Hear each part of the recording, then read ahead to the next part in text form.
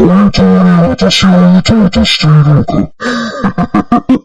それはそれもこのディオを支配しているぞ。人間は何のために生きるのか。考えたことがある君。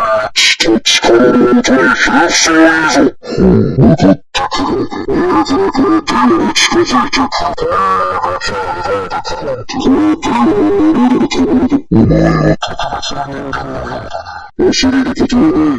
ることはない。よくやった。素晴らしい。素晴らしいぞ。このディオのことにふさわしい。さあじゃあこのディオの足を引っ張らないようにするがいい。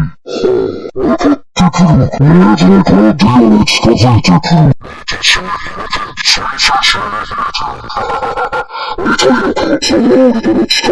最高に入ってやつだ。本当に私を撃とうとしているのか。死神すらもこのディオが支配してやるぞ。人間は何のために生きるのか考えたことがあるかね。我が血と力のもとにひれ伏すがいいぞ。ほう、向かってくるのか。逃げずにこのディオに近づいてくる。こんなガキが挑んでくるなんて、このディオも舐められたものだ。お前は特別な人間のようだな。恐れることはない。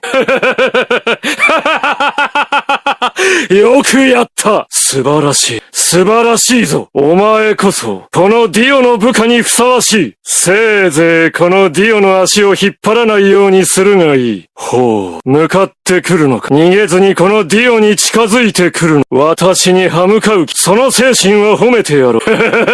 見たいのかザワールドの力。